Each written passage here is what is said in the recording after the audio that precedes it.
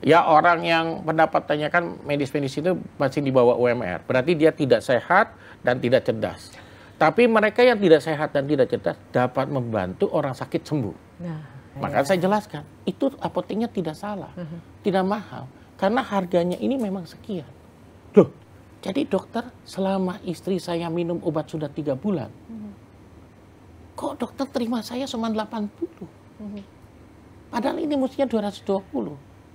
Saya jawabnya gampang, Pak Peter. apa tuh jawabnya? Tangan kanan memberi, tangan kiri tidak perlu tahu.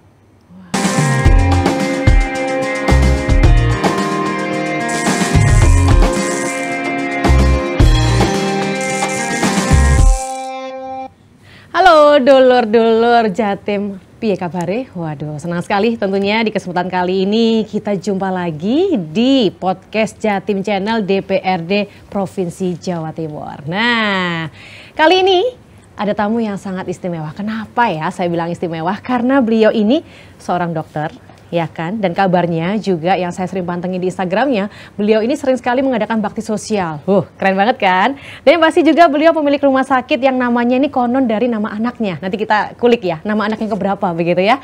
Terus habis gitu juga beliau ini juga seorang politikus, yaitu sebagai anggota dewan di DPRD Provinsi Jawa Timur. Keren banget kan? Sangat-sangat memiliki kontribusi yang sangat positif bagi Jawa Timur. Gak sabar kan pastinya ya kan? Siapakah beliau? Langsung saja ya kita sapa. Selamat datang Dr. Benyamin. Selamat sore Mbak Sem. Iya, dokter. Pemirsa semua. Nah, Apa kabar hari ini? baik. Dokter ini kan ada di Komisi E DPRD Ya. Provinsi Jawa Timur ya kan? Nah, komisi yang satu ini kan adalah komisi yang penuh air mata. Betul nggak sih dok? Betul. Karena banyak yang sambat gitu loh kalau orang Jawa Betul. bilang ya. Betul. Nah, dan pastinya Komisi E ini kan adalah komisi yang fokus pada bidang kesejahteraan rakyat. Betul. Kemudian juga ini dimana mencakup soal sosial pendidikan, kemudian kesehatan, olahraga, pemuda kayak saya begini ya kan. Kemudian pemberdayaan masyarakat dan juga perempuan. Banyak loh dok, perlindungan anak. Itu yang benar ya dok, komisi yang penuh dengan air mata begitu. Iya betul. Jadi kebetulan Mbak Sem saya incumbent ketiga kali. Wow, luar biasa. Jadi saya sudah 3 kali jadi di DPRD provinsi dan selalu saya minta komisi E, Mbak. Kalau komisi lain kalau guyonannya komisi basah. Kalau komisi E ini komisi paha, Mbak. Paha, kok bisa? Karena pahalanya banyak. Pahalanya banyak, luar biasa. Hanya melayani orang-orang yang kayak Mbak bilang kesusahan, kesedihan, dinas sosial, gitu kan, tenaga kerja, kesehatan, soal BPJS, begitu kan. Terus anak-anak muda, difabel, itu hal-hal yang berhubungan dengan kita, begitu. Dok, dari fraksi apa dok? Fraksi Gerindra. Gerindra, Iya. wow. Dok ngomong-ngomong ya, kan katanya banyak warga kan yang banyak mengalami masalah khususnya di Jawa Timur ya kan, provinsi yang dimana masyarakatnya ini sangat beragam, begitu kan. Nah, akhir-akhir ini mereka pada sambat apa aja sih? Ya kalau kebetulan di bidang kesehatan kami, tentu yang jadi masalah paling sering itu kalau kesehatan ya Mbak ya, gitu, adalah pasti soal BPJS.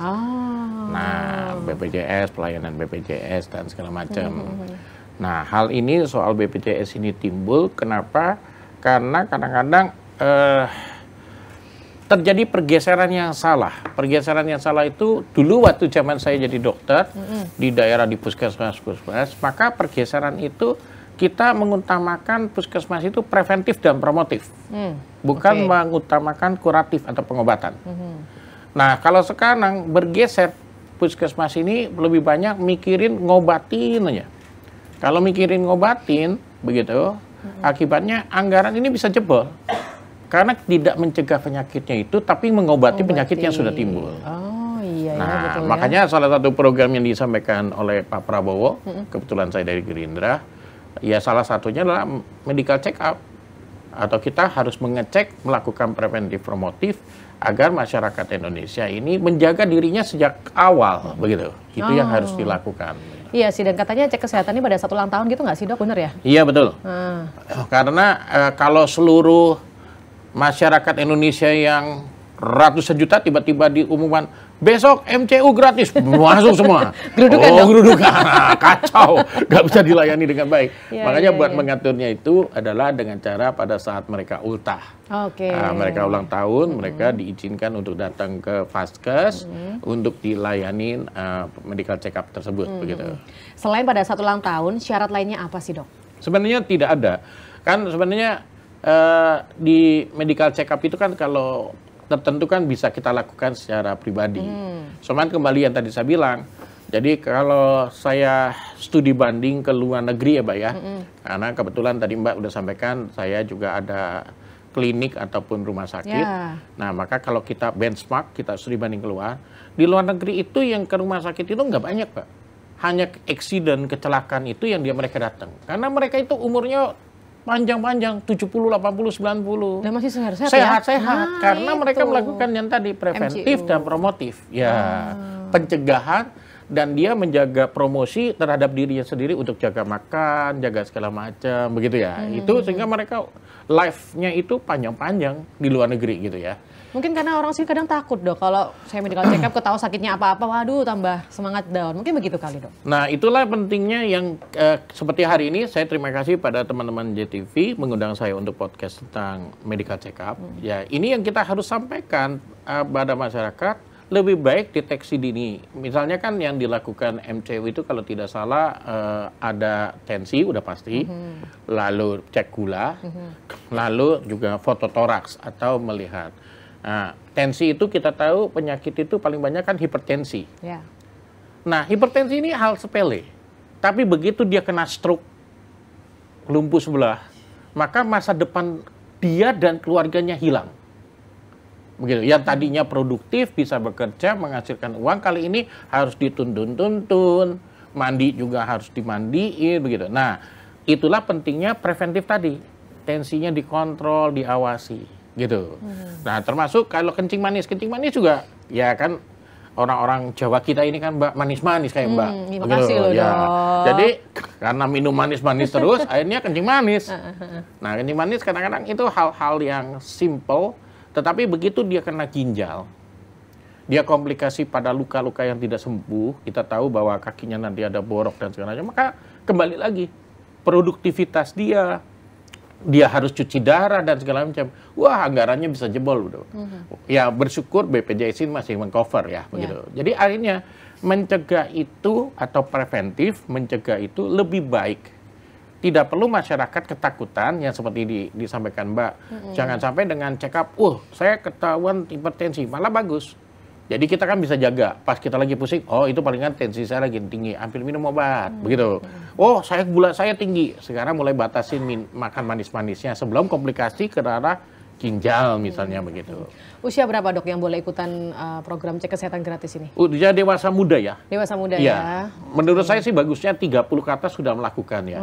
Karena kan ya mohon maaf budaya masyarakat kita ini kan masih, ya anak-anak muda kita masih smoker. Masih merokok. Padahal saya suka nasihatin masyarakat gitu, ngapain kamu buang uangmu berbentuk asap, begitu kan? Tapi ya mereka masih enjoy dengan merokoknya. Jadi menurut saya dewasa muda itu harus dilakukan, Mbak. Oke, mulai 30-an ya. Kalau saya belum dok, saya 17. Oh siap. Saya juga 17. Oh sama kita ya sepantaran. Ya plusnya banyak. Dok, ngomong-ngomong nih, untuk mereka yang mungkin akan ikutan CK gitu ya, cek kesehatan gratis itu ya. Mereka yang sudah punya BPJS kan? Ya. Nah, untuk mereka yang belum punya gimana dok? Bisa nggak? Sebenarnya program ini program yang terpisah, Pak. Oh gitu. Ya, jadi program ini saya salut sama Pak Prabowo karena beliau ini memikirkan membentuk generasi 2045 ini jadi generasi emas kan gitu ya.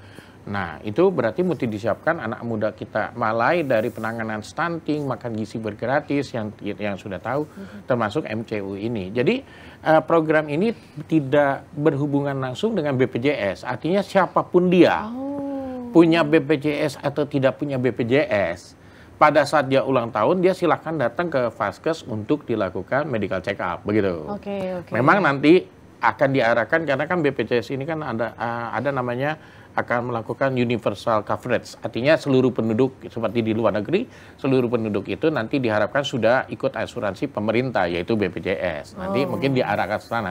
Tapi tidak link, artinya kalau ada orang yang pengen MCU pada ulang tahun ditanya kartu BPJS, itu tidak link langsung, tidak berhubungan langsung. Oh gitu. Tapi itu untuk wilayah Jatim aja atau seluruh Indonesia? Seluruh Indonesia, Pak, sebenarnya. Oh, kabar baik banget tuh, ya, karena program ini kan anggarannya terpisah, Pak.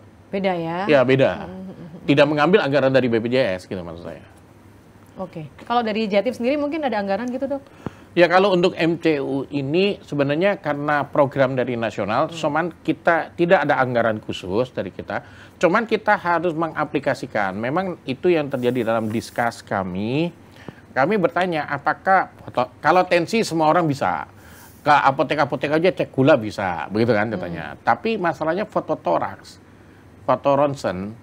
Nah, itu belum tentu semua puskesmas itu bisa melakukan fototoraks tersebut. Betul. Nah, kenapa itu fototoraks penting? Mungkin Mbak sudah tahu informasinya. Jadi ada 134 ribu itu kematian TBC dalam 1 tahun. Jadi kalau kita bagi 365, kita bagi 24 jam, ketemunya Mbak itu sekitar 16 sampai 17 kematian per jam. Wow. Ya. Di Indonesia ini ya. Ya, dan Indonesia ranking nomor 2, Mbak. Bukan untuk kehebatan, untuk kematian TBC setelah India. Nah, jadi medical check up itu sangat penting, begitu ya. Ngomong kondisi ini mungkin karena ini juga ya, akhirnya Bill Gates. Oh ya, kemarin Bill Gates datang. Vaksin itu. Ya, vaksin itu. Oke, nah terus Dok, ini kan ngomong-ngomong soal medical check up lagi nih ya. Apa namanya, kalau misal mereka pengen daftar, ya kan, karena kan katanya programnya terpisah nih dari BPJS. Nah, otomatis kan terpusat ke pemerintah yang di pusat sana. Ada hotline khusus kah, atau mungkin mereka bisa langsung daftar ke puskesmas terdekat tuh gimana tuh? Ya, sebenarnya harapan kami gitu ya, itu yang tadi saya bilang, kita harus geser pada universal coverage. Artinya apa? Kalau di luar negeri, Mbak hanya tunjukkan KTP, bahasanya, identitas di sana. Terserah Mbak mau pilih mana. Mau ke dokter praktek swasta tetangganya, entah mau ke klinik, entah ke puskesmas atau rumah sakit, pokoknya bawa KTP gratis. Beres ya? Beres, begitu. Bahkan kalau setahu saya waktu saya benchmark ke London itu, kita warga Indonesia misalnya tiba-tiba sakit di London, karena stay kebetulan di sana, ditanggung juga. Saking hebatnya. Saking hebatnya. Ya, duitnya banyak. Kita menyusul, Mbak. Ya, kita menyusul. Kan 2045. Benar. Tapi kalau nggak salah ini saya, iya benar-benar. Jadi teman saya itu juga ada yang di WA gitu, Dok. Tanggal ulang tahun, pada saat tanggal dapat WA gitu dari pemerintah pusat, ada hotline WA-nya. Silakan medical check up kemana-kemana begitu ya. Oke. Berarti kita tinggal milih ya.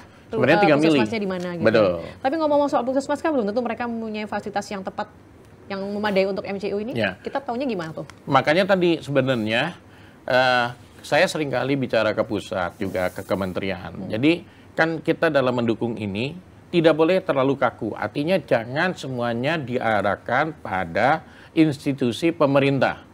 Artinya rumah sakit umum pemerintah, puskesmas begitu. Tapi libatkanlah klinik-klinik atau rumah sakit swasta yang juga mempunyai alat ronsen gitu kan.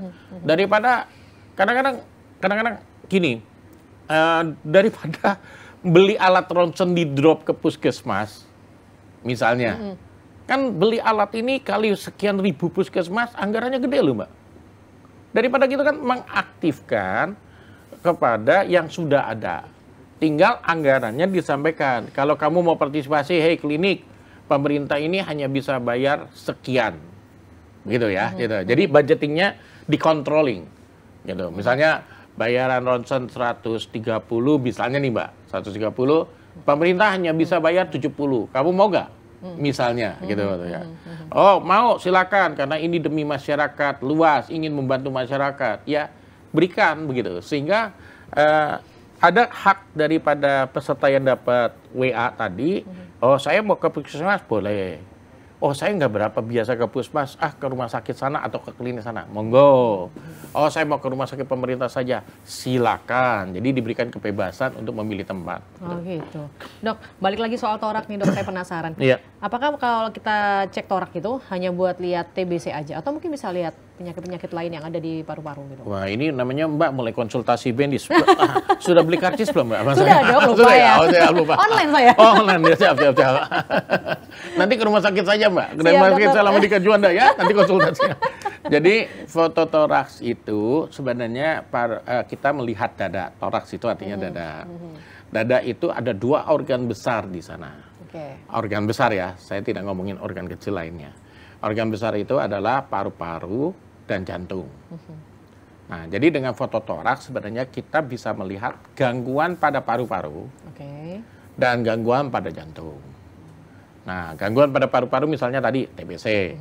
TBC itu kalau kita baca di ronsen akan ada kabut-kabut putih. Itu yang suka disebut, oh ini ada flek paru-paru, begitu ya. Flek itu putih-putih.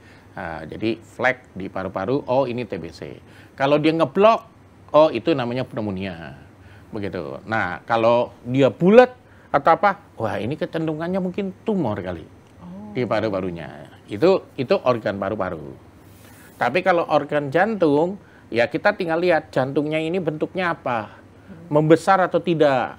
Begitu. Kadang-kadang dekomkordis atau pembesaran jantung tampaklah jantungnya itu membesar.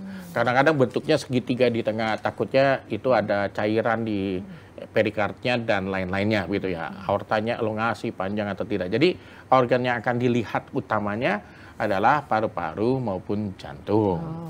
Kalau accident pada saat kecelakaan tentu akan kelihatan, oh ada patah tulang rusuknya gitu kan, katanya ada ini. Nah itu kalau berhubungan dengan accident gitu, Pak. Oh gitu. Ngomong-ngomong TBC Jawa Timur gimana, Dok? Peringkatnya nih, mengkhawatirkankah atau sangat mengkhawatirkan gitu? Saya dengar itu kan tadi kan saya bilang ya 123 sekian. Kalau nggak salah Surabaya, Surabaya itu hampir 10% dari 123 itu. 10% Surabaya. Ya. Surabaya cukup gede gitu ya. Cukup gede. Nah, kita begini, kadang-kadang jangan salah persepsi. Misalnya gini, Mbak, suatu daerah ternyata dia punya angka kejadian TBC tinggi. Lalu kita mencap, waduh ini kepala daerahnya nggak becus. Misalnya begitu. Malah terbalik. Jangan-jangan sosialisasi dan kejujuran orang itu untuk menyampaikan bahwa dia ada paru-paru itu fair. Kadang-kadang malah ada yang ketakutan baik itu dinasnya maupun pribadi orangnya.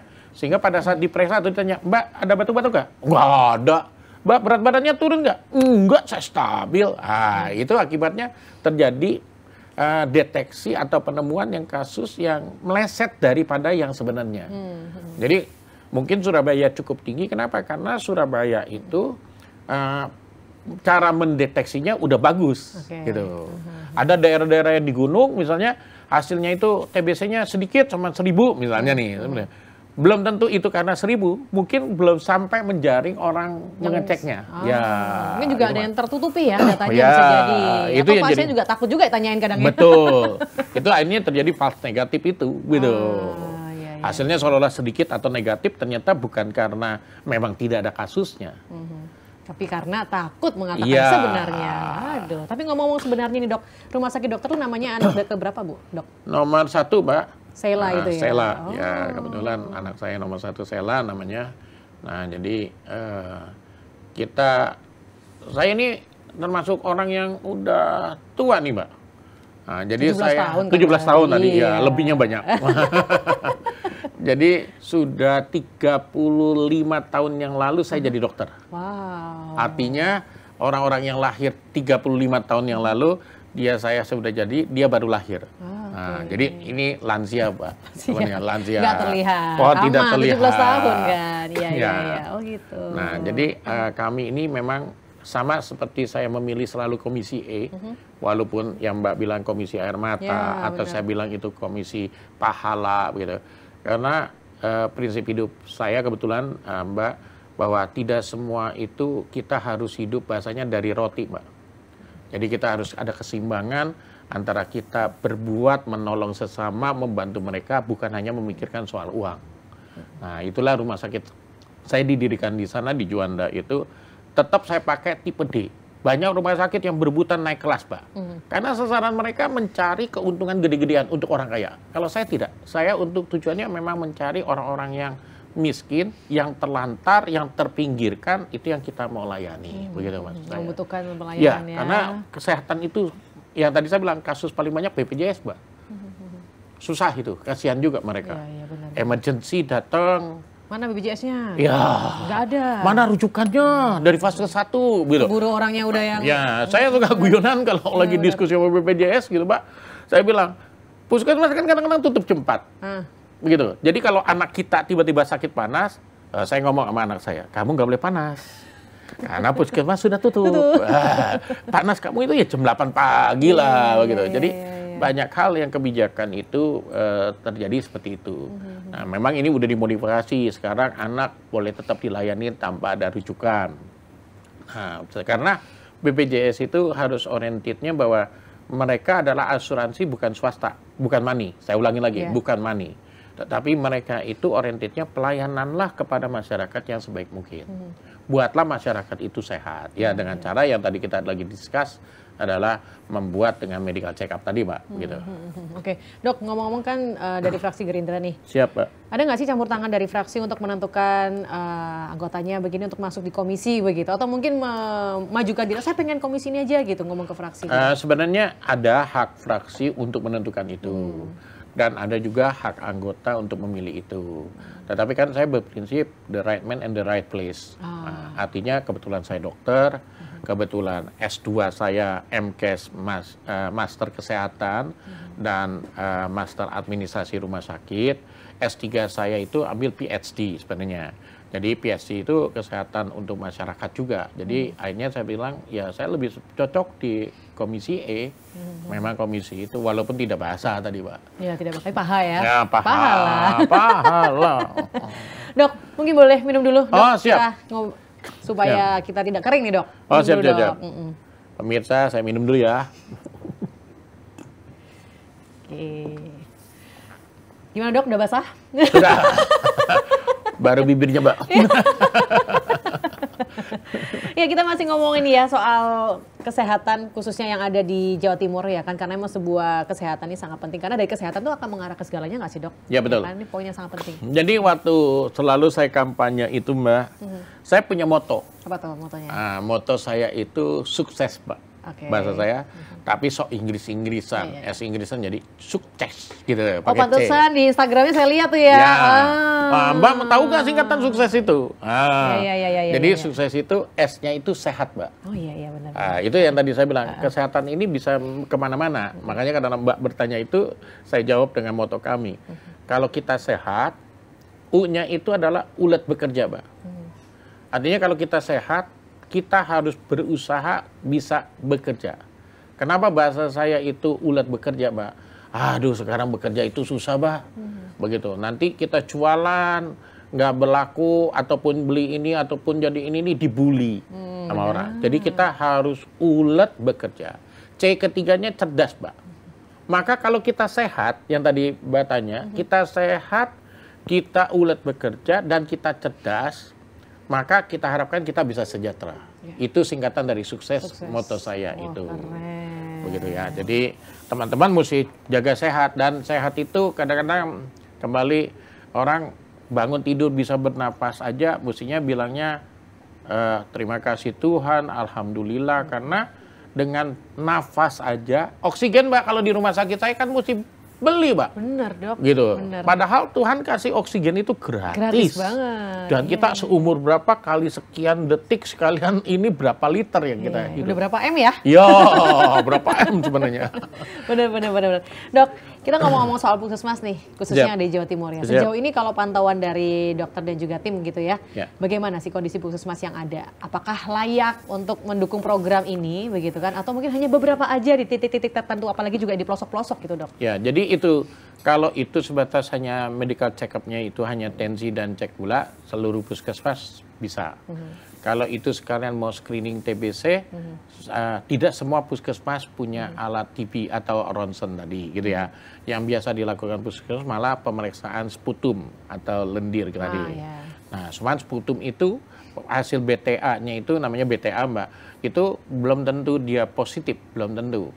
Jadi foto toraks atau foto ronsen itu sangat perlu. Jadi menjawab pertanyaan Mbak, apakah seluruh puskesmas ini sudah siap?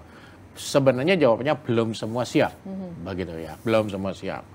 Nah, itu yang harus kita perbaiki, dan itu tadi saya bilang kalau nggak mau anggaran besar, jangan dijadiin, maaf bahasa saya, jangan dijadiin proyek untuk pembelian alat ronsen, mestinya bisa berkolaborasi dengan klinik atau rumah sakit swasta. Sehingga kos biaya untuk beli-beli alat itu bisa dikecilkan biayanya untuk apa? Untuk anggaran MCU ini. Gitu kan? Anggaran MCU gede, anggaran makan gratis gede, begitu kan ceritanya. Nah, ini dialihkanlah daripada beli alat, lebih baik dialihkan untuk membantu pembiayaan dari MCU ini. Oh gitu. Dok, ngomong-ngomong soal medical check up ini kan, kalau kita ngomong soal mereka bisa cek kesehatan, ya kan, akhirnya kan ketahuan nih penyakitnya apa gitu kan, otomatis kalau misal amit-amit ya ada penyakit menular kan bisa dicegah gitu kan. Betul. Nah, selain kayak TBC yang bisa dicegah, karena setelah ada medical check up ini, ada penyakit lain nggak sih yang bisa kecegah dengan kita ikutan MCU ini? Yang paling sering sebenarnya kalau berhubungan dengan penularan ataupun operasi, Mbak, itu adalah hepatitis, Mbak. Ya, yang kita dengar hepatitis B. Oh, B. Ya, kalau hepatitis A itu dari makanan minuman dan dia tidak terlalu menular dan dia bisa sembuh sendiri, bahasanya begitu. Oh, gitu. Ya, tapi hepatitis B dan C ini yang agak lebih hati-hati.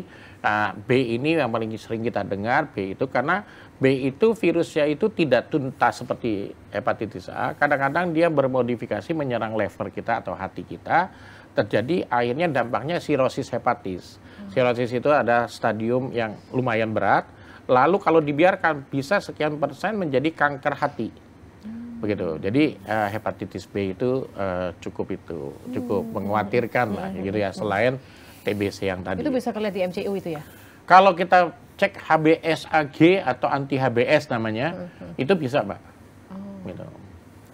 Jadi bisa akan menanggulangi penyakit menular ya, ya. Makanya tadi sebenarnya ini juga mungkin kelewatan tadi Mbak nanya puskesmas. Di puskesmas itu ada namanya upaya kesehatan masyarakat, UKM, dan ada upaya kesehatan pribadi namanya. UKP. Ya, UKP. Ini terjadi pergeseran, Mbak. Pergeserannya puskesmas itu dengan posyandunya mestinya lebih banyak kesehatan masyarakat. Jadi yang tadi tuh preventif dan promotif. Bukan mengarahin untuk pengobatan terus. Lah, kenapa sekarang puskesmas ini berebutan pengobatan begitu terusnya? Karena nanti dihubungkan kapitasi daripada BPJS. Banyak rumah puskesmas itu yang dapat kapitasinya ratusan juta sampai bisa miliar tuh. Wah, Bu, satu bulan begitu maksud saya. Nah, itu salah sasarannya adalah mestinya ciptakanlah masyarakat Indonesia yang sehat. Bukan yang sakit diobati. Ciptakanlah masyarakat kita yang hidupnya sehat. Kalau misal terus diobatin terus gitu, jebolnya anggaran kira-kira bisa sampai berapa, Dok? Loh, makanya kan BPJS suka protes. Oh ya? Anggarannya jebol. Ya itu kan, ya itu jawabannya. Aduh. Jadi nggak akan bisa keangkat BPJS-nya itu karena jebol. Begitu kan ceritanya. Nah, jadi makanya pencegahan itu paling baik ya, seperti tadi saya bilang benchmark di luar negeri, orang-orangnya sehat, Pak, sehat. Begitu, mereka tua-tua jalan santai, begitu ya maksudnya. Makanya Pantiwerda di sana berebutan juga karena saking usianya ya panjang-panjang di sana. Saking jebolnya sampai banyak rumah sakit juga nggak kebayar ya. Betul, BPJS ya. Betul. Kemarin kita diskusi itu, tapi akhirnya BPJS Pusat berbaik hati membayar kepada Dr. Sutomo, Rumah Sakit Dr. Sutomo, Dr. Sudono. Kemarin memang ada sekian miliar yang tidak terbayar, tapi akhirnya bisa clear, begitu ya, bisa clear juga. Oke, makanya sampai ada omongan dari si Menteri yang katanya kalau 15 juta itu ya, Dok. Oh ya. Gimana tuh? Aduh, saya sedih. Karena pendapatan saya belum sampai 15 juta, Mbak. Artinya saya tidak cerdas dan tidak sehat. Dan perawat-perawat kita, perawat-perawat ini banyak sekali yang gajinya mereka di bawah UMR. Lalu kader-kader posyandu, itu yang saya bilang, kalau saya boleh ngacungkan jempol, saya ngacungkan jempol 10, Mbak. Tapi karena jempol saya ada cuma 4, ya hanya bisa 4. Boleh kenapa? Tambahin. Oh, boleh siapa? Jadi 6, Mbak. 8 sama ke bawah. Nah, jadi karena mereka, Mbak, hanya dibayar 50 sampai 100 ribu doang sebulan. Sebulan? Sebulan. Kadar posyandu. kader Posyandu itu? Ya. Padahal mereka sangat baik sekali loh kepada para ibu-ibu. Makanya saya sedih mendengar statement itu. Mohon maaf, yang buat statement tidak ada maksud apapun. Saya mohon maaf sebelumnya. Jadi tidak selalu menilai orang yang pendapatannya rendah berarti dia tidak punya pendidikan, tidak cerdas atau tidak sehat. Malah dia ini adalah orang-orang yang mulia menurut saya. Dibayar hanya 100.000 tapi dia mau memanggil, ayo Posyandu, ayo timbang-timbang, ayo deh, bayi-bayi datang timbang. Nggak ada keuntungan apapun di dia. Bahkan sampai datangin ke rumah-rumah loh, dok. Betul. Kalau di pelosok-pelosok tuh saya pernah lihat, ya kan? Betul. Jadi itu orang-orang yang istilahnya itu luar biasa lah, saya salut lah. Dibanding mereka malah jauh. Jadi mereka melakukan kegiatan sosial menolong sama, bukan memikirkan ini, begitu. Bukan. Ladang paha juga tuh dok kayaknya. Oh iya, pahala sekali tuh Pak. Iya, pahala sekali. Jadi luar biasa. Jadi tidak sinkronis maksud saya kalau pendapatan masih di bawah. Bahkan kalau guyonan kebetulan kita banyak diskusi dengan tenaga medis gitu Pak.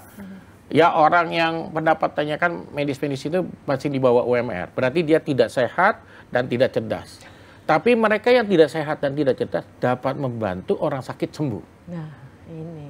Itu kan perawat atau bidan atau dokter yang tidak sehat dan tidak cerdas ini bisa membuat orang yang sakit jadi sembuh. Kan luar biasa, Mbak. Benar, sangat luar biasa. Sangat luar biasa. Posyandu bisa mencegah penyakit. Kan luar biasa, Mbak. Benar. Nah, dok, program ini kan diharapkan bisa membuat kualitas hidup masyarakat meningkat begitu. Jadi konsepnya kalau menurut saya nih, tapi kalau salah boleh dibetulkan ya dok ya. Jadi mereka nanti setelah medical check up, mereka tahu penyakitnya apa. Setelah itu mereka akan di cover dengan BPJS untuk menyembuhkan penyakitnya. Begitu kah? Betul. Kayak nggak punya BPJS gimana tuh? Karena kan katanya terpisah tadi tuh. Ya. Jadi kan tadi bahwa preventif promotif itu lebih baik daripada pengobatan. Jadi begitu dia ketahuan, oh Bu, mohon maaf Mbak Sem, ternyata Mbak Sem itu gulanya agak tinggi nih. Mulai sekarang jaga makan manis dan segala macam. Artinya saya sudah menyelamatkan Mbak Sem untuk menjaga tubuhnya tidak ada komplikasi apapun dari ujung rambut sampai kaki, termasuk menjaga kayak tadi saya bilang salah satu yang bahaya itu adalah ginjalnya. Berarti saya sudah menyelamatkan Mbak Sem dengan biaya-biaya yang tinggi dan lainnya.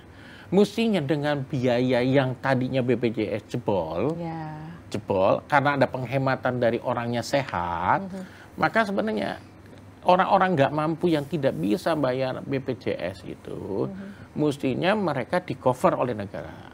Jadi saya seringkali bilang, BPJS ini adalah asuransi pemerintahan. Sehingga dengan asuransi pemerintah, pada saat BPJS rugi misalnya, pendapatan minus, negara yang harusnya hadir. Negara yang harusnya ada di sana untuk menyelamatkan mereka orang-orang yang tidak mampu. Memang sudah ada KIS, PBI, dan segala macam. Tapi ada kan banyak sekali dasmen misalnya Mbak, dia nggak mau bayar gaya iuran pasti dia orang nakal. Belum tentu. Banyak pendapatan masyarakat Indonesia yang tadi yang masih di bawah UMR tadi. Sehingga pada saat dia dapat uang, dia pasti mikirin, anakku mau beli susu deh buat anakku. Wah anakku belum makan, beli makan deh. Anakku ini butuh buku, butuh tas, aku harus beli. Walaupun si bapaknya mungkin nggak jadi makan. Sehingga bayar ke BPJS-nya itu mungkin skala prioritas yang tidak utama gitu maksudnya. Jadi bukan mereka ini nakal gitu, bukan. Mereka memang tidak punya kemampuan. Nah pada saat seperti itu apa? Negara yang hadir membantu mereka. Jawa Timur sendiri kalau untuk yang mereka yang kelas 3 untuk BPJS masyarakat yang miskin, mohon maaf ya mengatakan begitu, ada anggaran untuk mereka atau untuk bentuk bantuannya seperti apa itu? Ya makanya kalau dulu Mbak, itu kan ada bantuan dari pemerintah. Pemerintah itu misalnya bentuk PBI atau KIS. Lalu habis itu bila dia tidak dapat kartu BPJS dan KIS, dibantu oleh anggaran provinsi. Bila nggak mengangkat juga, dia dibantu oleh bupati dan itu dengan surat keterangan tidak mampu, lalu dia berhubungan dengan dinas sosial, nanti dinas sosial mengecek, oh ya memang benar ini nggak mampu, maka dia berhubungan dari dinas sosial akan melingkan dengan dinas kesehatan, memberikan ya kartu tadi, kartu PBI atau KIS tadi. Oh gitu. Kalau di Jawa Timur sendiri berapa persen nih dok untuk mereka yang berada di kalangan kelas 3 itu? Data itu sih saya tidak apal ya, gitu.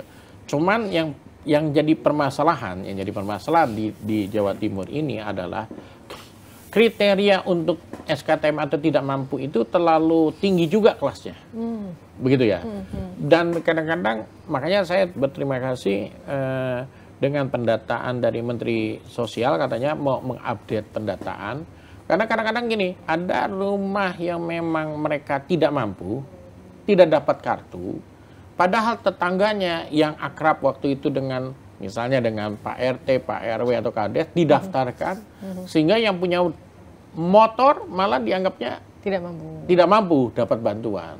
Padahal ada yang memang mereka tidak tahu connection, tidak ada hubungan atau tidak bisa melobi RT RW, padahal mereka tidak mampu, mereka tidak dapat. Jadi kadang-kadang kasihan. Makanya update data statistik Indonesia berapa yang benar-benar tidak mampu harus real, gitu ya, buat membantu kesehatan mereka. Dok, tadi katakan 35 tahun ya dok ya, melayani masyarakat begitu ya, khususnya mereka-mereka yang berada di bawah garis kemiskinan seperti itu ya. Ada pengalaman yang sangat berkesan nggak sih dok ketika menangani mereka? Mungkin dengan penyakit-penyakit yang telat penanganan, akhirnya muncul penyakit-penyakit lainnya, akhirnya mereka harus benar-benar membutuhkan bantuan begitu. Iya betul. Jadi waktu saya praktek pertama kali Mbak, saya praktek dengan hanya tarif 25.000 dan 35.000 itu plus obat. Plus obat? Ya, plus obat. Sejak saya jadi dewan, saya agak sombong dikit, agak mahal-mahal dikit. Sekarang ini kalau ke rumah sakit saya minta ketemu saya, gitu, saya tarifnya 50.000, 40.000 plus obat. Plus obat. Sekarang ini. Oke. Nah, jadi sangat murah ini dok? Iya sangat murah, itu saya hanya guyonan aja, sangat sombong. Padahal enggak, Mbak. Jadi enggak, karena menyesuaikan lah ya, sekarang apa-apa naik gitu ya, ikutan naik lah ya dok ya. Naik. Tapi juga sangat murah dan menurut saya di Sidoarjo itu Jawa Timur ini nilai 40.000, 50.000 plus obat loh Mbak. Iya benar. Plus obat itu ya mencari yang seperti itu sedikit lah. Nah jadi kadang-kadang kenapa saya kasih mereka harga yang murah dan obat yang saya berikan itu bukan obat generik Pak, obat setripan, begitu ya. Bukan generik ya, padahal yang berpikirnya mungkin paling generik nih gitu. Bukan. Oke. Nah karena yang tadi Mbak bilang, banyak karena mereka yang tidak mampu, akhirnya ketidakmampuan menyebabnya penyakit mereka tambah parah. Kan kasihan mereka. Alangkah baiknya kita pada yang mereka nggak mampu kita obati supaya penyakit mereka tidak parah, lalu kita konseling mereka. Nggak boleh kamu begini ya. Makanya tadi saya bilang contohnya Mbak Sam yang manis ini, nggak boleh kencing manis ya, jangan makan ini, jangan makan ini. Jadi selain kita kasih obat, kita kasih ajarkan mereka untuk merubah attitude, perilaku, kebiasaan hidup sehat tadi. Mestinya itu yang jadi program utama puskesmas. Menolong masyarakat nggak mampu, merubah attitude budaya dia. Itu mestinya begitu. Preventifnya yang harus di ini nih. Iya, bukan kuratifnya. Oke, berarti harus banyak sosialisasi, kayak gitu nggak sih dok? Agenda-agenda begitu ya? Harus. Sosialisasi, datang ke masyarakat. Kayak waktu saya dulu Mbak. Dulu saya di atas gunung, waduh naik sepeda motor goncengan sama tim juru imunisasinya. Keliling, karena kita harus lakukan itu. Makanya saya bilang, orang-orang kader posyandu sampai saat ini sungguh-sungguh hatinya mulia dibanding manapun. Tepuk tangan buat para kader. Iya, kader-kader jagoan lah, wah, hebat lah.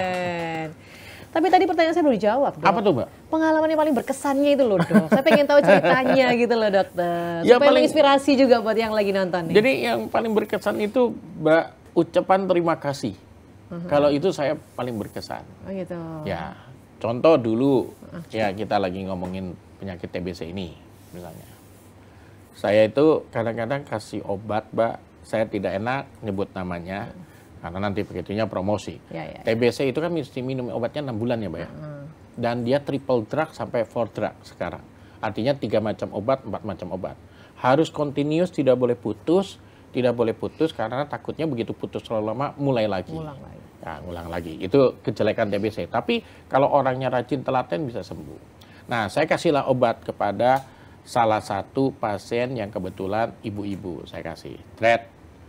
Berapa dokter? Saya bilang 80.000 Bu. Kan tadi kan 25.30. Kok 80? Ya bayar. Lalu waktu ini saya sudah mulai jadi dewan Bu. Begitu ya. Nah, Dewan ini kan kadang-kadang harus melakukan kunjungan kerja. Pas obat itu habis. Obat itu pas habis. Nih suaminya yang nggak sabaran, begitu ceritanya, ambillah bungkus obatnya, dia belilah ke apotek terdekat. Begitu ya. Berikan obat. Satu strip yang, saya kasih 4 macam obat, Mbak Meta. 2 ini karena minum 2 kali 1 untuk 10 hari, berarti saya harus kasih 2 strip, betul kan? Ya. Nah, kan 2 kali 1, gitu. Jadi 20, saya kasih 2 strip. 1 strip obat ini harganya 65.000, Mbak. 2 strip 130. Obat satunya lagi, di total 200 lebih. 200 lebih. Nah, terus akhirnya kontrol lagi ke saya. Nah, si istrinya ngomong, dokter, saya sudah nasehatin suami saya ini. Sabar, tunggu dikit sama dokter Beni datang palingan gitu. Jangan nggak sabar. Itu beli di apotek sana gitu ya. 200.000 lebih. Padahal sama dokter Beni biasa 80.000 kok 200 gitu. Saya nggak enak juga. Nanti bikinnya apotek itu mahal. Maka saya jelaskan, itu apoteknya tidak salah. Tidak mahal. Karena harganya ini memang sekian. Loh, jadi dokter, selama istri saya minum obat sudah 3 bulan, kok dokter terima saya cuma 80? Padahal ini mestinya 220. Saya jawabnya gampang, Mbak Meta. Apa tuh jawabnya? Tangan kanan memberi, tangan kiri tidak perlu tahu. Waduh, dokter, terharu loh dok. Tisu mana tisu, udah beneran terharu ya ampun. Jadi tidak perlu, karena si bapaknya udah ngitung lagi. Berarti 10 hari kan itu 10 hari, 120.000. 1 bulan 350, 3 bulan. Istri saya udah dibantu 1 juta lebih. Saya bilang, ya nggak perlu tahu. Ya pokoknya, kan sampai hari ini saya masih bisa makan, bisa ketawa, anak saya bisa kuliah, bisa kerja, bisa ini. Ya kenapa saya harus pusing? Jadi nggak ada masalah gitu. Jadi yang berkesan itu sebenarnya Mbak, bagaimana orang sakit terus ngomong, dokter terima kasih. Wah, buat saya Mbak, itu lebih besar nilainya daripada rupiah. Luar biasa, keren dokter, saya mau komentar lagi deh, ya ampun. Beneran ini 2 jempol nggak cukup dok. Oh gitu ya, 4 lagi. Nggak cukup beneran. Oh luar biasa dok, jadi memang perlu nih ada dokter Beni. Nggak boleh hanya 1 di Indonesia nih ya, harus ada 1000 dokter Beni ini. Saya yakin Indonesia itu semakin luar biasa, sehat semua masyarakatnya, terutama mereka yang membutuhkan begitu ya dokter Beni ya.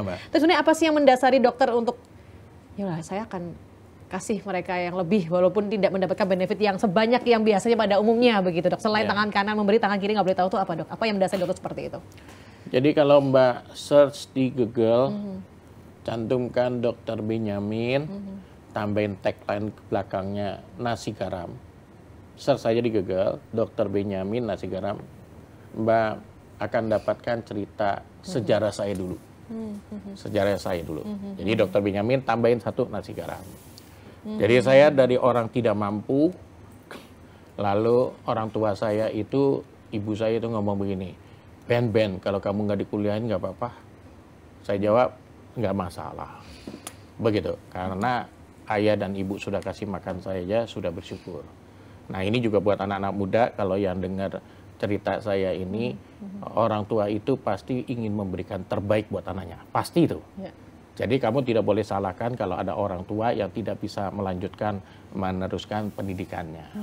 Nah buat saya waktu itu, saya bukan jadinya marah-marah sama orang tua saya. Orang sekarang ini kadang-kadang orang-orang anak-anak muda ini suka malah sama orang tua kurang ajar gitu ya maksud saya. Padahal orang tua itu ingin memberikan yang terbaik pasti. Nah itu menantang saya. Saya waktu zaman dulu itu ada namanya Super Semar. Beasiswa Super Semar. Karena saya tidak mampu, saya berjuang. Sembari berdoa, ternyata saya dapat beasiswa Super Semar tersebut. Bukunya gratis, biaya kuliahnya gratis. Nah, masuklah si Beni yang tidak bisa dikuliahkan oleh orang tuanya, masuk di Unpad, Mbak. Saya S1-nya di Universitas Padjadjaran Bandung. Aslinya mana, Dok? Aslinya itu merantau kemana-mana, Mbak. Oh, keren. Baik, Dok. Terus habis itu kemudian? Ya sudah, karena saya dari tidak mampu. Terus kedua, kakak saya nomor 2 dari atas dari saya kecelakaan. Kecelakaan, pendarahan di kepala. Di situ saya temenin kakak saya ini jaga di ICU, Mbak. Ya pakai tikar. Begitu. Dari situ saya merasakan bahwa banyak orang yang sakit memang dari keluarga yang memang tidak mampu, begitu. Dan mereka harus ditolong. Makanya pesan orang tua saya waktu itu, setelah saya jadi dokter, dia pesannya hanya gampang. Ben, kalau kamu jadi orang, kita telah mengalami masa sulit dulu, merasakan pahitnya makan nasi garam saja. Ya buatlah orang-orang yang tidak mampu tetap bisa sehat. Itulah salah satu Mbak, kalau Mbak tanya kenapa bukan tangan kanan atau tangan kiri saja, bukan ke situ. Tetapi memang saya sudah mengalami hal yang sulit, kalau bisa pahit kehidupan saya dulu jangan dialami oleh orang-orang yang tidak mampu. Kalau bisa saya bantu mereka. Begitu. Itu latar belakangnya keren banget dokter. Halo. Nanti saya ambil cari tisu kali Mbak. Aduh. Dok, ini kan balik lagi soal topik kita nih ya. Ya, jadi soal program cek kesehatan gratis CKG ini ya. Iya Mbak, jadi wawancara saya.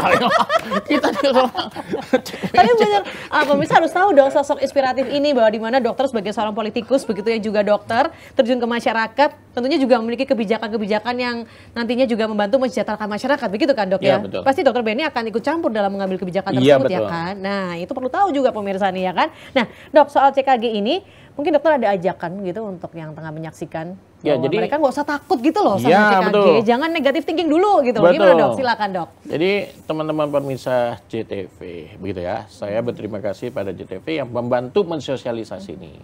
Tidak perlu takut kalian untuk melakukan medical check up. Saya ulangin lagi, tidak perlu takut. Kenapa tidak perlu takut? Karena dengan medical check up itu kita jadi tahu titik-titik dari tubuh kita ini mana yang ada gangguan. Kalau istilahnya kalau penyakit kanker Mbak, kalau stadium 1-2 diperbaiki, diobati, selesai Mbak. Tapi kalau udah komplikasi metastase, wah berat. Jadi semakin kita melakukan MCU sedini mungkin, kalian tidak perlu takut, malah kalian akan berbahagia, diketahui titik lemahnya di mana, diobati, dicegah dengan kita punya perilaku yang kita robah. Makan berlemak-lemak, makan manis-manis, begitu. Kita robah perilaku kita, maka kita akan hidup sehat. Dan hidup sehat ini menjadikan kita produktif. Betul kan? Ya. Dengan kita produktif, maka kita bisa menjadi membantu keluarga kita, jadi tulang punggung, membantu anak dan keponakan atau siapa, gitu. Jadi rentetannya yang tadi saya bilang tuh, Mbak, kita sehat, kita ulet bekerja, kita cerdas, maka kita akan membuat keluarga sejahtera, begitu. Nah itu pentingnya. Jadi MCU nggak usah takut. Aduh, tenang-tenang aja bos, begitu bantu saya. Yang pasti nanti pada saat ulang tahun akan ada WA itu ya dok ya. Kalau memang nggak dapat WA gimana dok? Datang aja. Loh, itu kan gitu ya, langsung datang aja ya. Yo. Oh, jadi nggak usah nunggu WA, aktif aja datang ke puskesmas terdekat, ya kan? Langsung tinggal tunjukin kalau ini tanggal saya ulang tahun loh, gitu kan. Saya bawa kue loh, gitu loh. Tip lilin. Ayo tip lilin. Aduh dok, nggak kerasa nih kita harus berpisah. Keren banget dokter untuk insight-nya. Saya sedih berpisah padahal. Iya bener banget dok, karena kita ketemu sosok yang luar biasa ini. Dan saya yakin semoga menginspirasi kita semua. Ya kan, yang pesannya dokter Benny tadi adalah jangan takut buat CKG, karena ini program pemerintah yang sangat baik untuk kita semua. Supaya tubuh kita sehat, siap-siap menuju ke Indonesia Emas 2045. Terima kasih untuk yang sudah menyaksikan kita. Yang pasti jangan lupa saksikan untuk podcast Jatim Channel DPRD Provinsi Jawa Timur berikutnya. Dah. Dok, minum dok lagi dok. Siap.